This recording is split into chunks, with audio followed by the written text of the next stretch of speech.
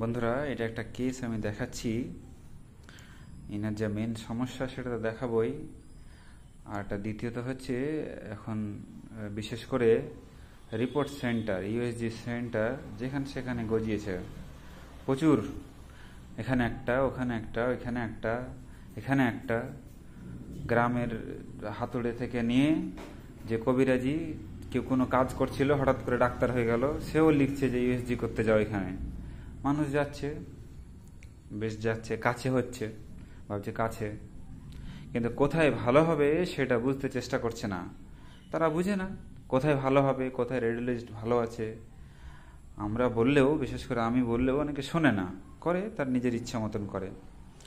আমি একটা জিনিস দেখাচ্ছি, এটা ইউএসজি সেন্টার কোথাও একটা হয়েছে, এটা কোথাও একটা আছে, হ্যাঁ, এখান থেকে করেছে ইউএসজি।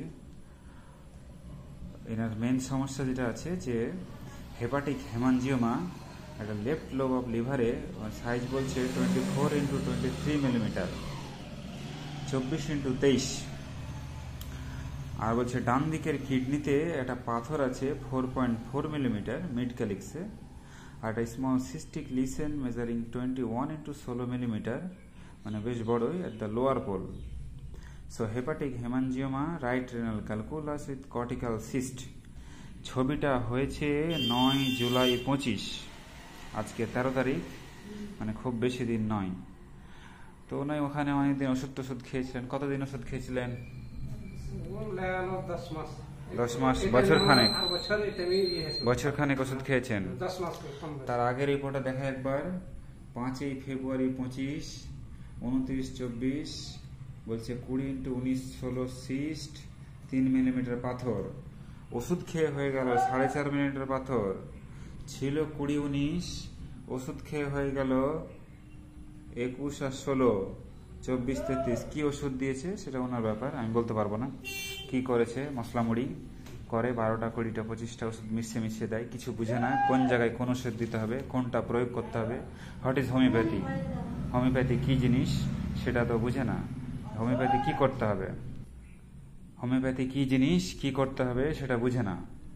ওনাকে আমি এই বললাম যে রিপোর্ট তোমার ভুল আছে, এই রিপোর্ট ভুল, আপনি অন্য জায়গা থেকে রিপোর্ট করেন, আমি ভুল দেখিয়ে দেবো বলেছিলাম। কি বলেছিলাম? যে রিপোর্ট ভুল আছে, রিপোর্ট আমার চোখে পড়তে বলে দিয়েছিলাম এই রিপোর্ট ভুল আছে, রিপোর্ট অন্য জায়গা থেকে করান। আমি অন্য জায়গা থেকে একটা করিয়েছি, এখানে বেশ বিশ্বস্ত জায়গা একটা। 12 জুলাই, 3 দিন পরেই বলেছে হেমানজিওমা, সাইজটা হচ্ছে 28x20 মিলিমিটার। 3 দিন আগে বলো 24-23, এটা হলো 28-20।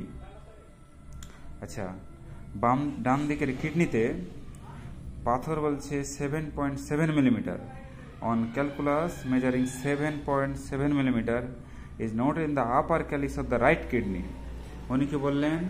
4.4 অ্যাট দ্য মিড ক্যালিক্স। তাহলে কোথায় মিড ক্যালিক্স আর কোথায় আপার ক্যালিক্স? তাহলে কি রিপোর্ট হলো? আমি তো কিছু বুঝলাম না। তারপরে বললেন 21x16 মিলিমিটার একটা সিস্ট আছে। What is cyst? Cyst is a fluid containing sac. So fluid আছে, এরকম একটা সিস্ট দেখতে পেয়েছে রাইট কিডনিতে, কিন্তু ইনি দেখতে পেলেন না। ইনি বলছেন সিস্ট বলে কিছু নেই। তাহলে রিপোর্ট দুটো দুরকম। যখন আমরা রিপোর্ট দেখি তখন তার উপরে তো নির্ভর করব, ভিতরে তো জিনিস দেখতে পাচ্ছি না। সো রিপোর্ট বেশি নির্ভর হয়ে গেলে রোগীকে ট্রিটমেন্ট করা খুব অসুবিধে। নিজেকে বুঝতে হবে, পড়াশোনা থাকতে হবে, না তুমি তো যা দেখবে তাই করবে, বলবে এটা এটা হয়েছে। তো এটা একটা দিক দেখালাম, যেখানে সেখানে রিপোর্ট না করাই ভালো। টাকা খরচ করছেন তো আপনি, নাকি টাকা ফ্রিতে দিচ্ছে? সো যেখানে সেখানে না করাই ভালো। আর এখন সব জায়গাতে একই রকম হচ্ছে, কিছু করার নেই। কোথায় যে থাকে যে রেডিওলজিস্টটা তো আসে, তা আমি ভেবে পাই না কি করে আসে। যাই হোক, মেন উদ্দেশ্য সেটা না, দেখালাম সচেতনমূলক পোস্ট এটা।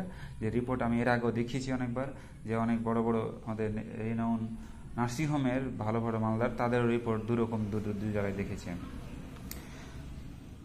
আমি। কেস চেকিং করলাম, হেপাটিক হেমানজিওমা এবং রাইট রেনাল ক্যালকুলাস। এখন আর কোনো সমস্যা নেই, সামান্য ব্যথা ছিল, তা আবার বাম দিকে, আর একটা কোন জায়গাটা পেটে দেখাচ্ছিলেন, মিড এপিগ্যাস্ট্রিক রিজিয়ন একটা পেন হতো, রিব করে বলা হয়, স্লোলি একটা পেন, গ্র্যাজুয়াল পেন হতো, সে পেনটা এখন নেই। যাই হোক, ওনার জল পিপাসা কম, গরম বেশি, মাংস পছন্দ করে, টক পছন্দ করে, মিষ্টি অতটা পছন্দ করেন না, রাগ আছে, সেরকম কিছু পাচ্ছি না। বংশে মায়ের অ্যাজমা ছিল, স্ট্রোক করে মারা গেছেন, সেরিব্রাল ভাস্কুলার অ্যাক্সিডেন্ট। কাঁচা পেঁয়াজ পছন্দ করেন? খুব পছন্দ, খুবই খায়। সো গরম ভাতও কাঁচা পেঁয়াজ খায়। সো ডিজায়ার অনিয়ন, র অনিয়নস, ডিজায়ার্ড অনিয়নস। চা পছন্দ করেন? চা, চা পছন্দ করেন না, চা পছন্দই না। সো অ্যাভারশন টু টি, কাঁচা পেঁয়াজ পছন্দ, মাংস পছন্দ। আর hepatic হেমানজিওমা, right renal calculus is the psychotic growth. So psychotic predominant symptoms, the miasm of the psychotic miasm. মায়ের অ্যাজমা ছিল, asthma is also psychotic miasm. So আমাকে একটা অ্যান্টি সাইকোটিক ওষুধ দিতে হবে।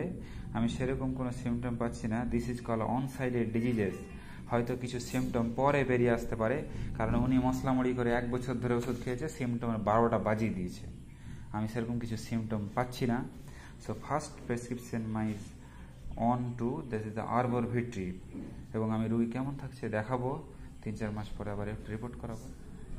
এটাই দেখালাম বন্ধুরা, এবং আমি ফলো আপ কেস দেখাবো।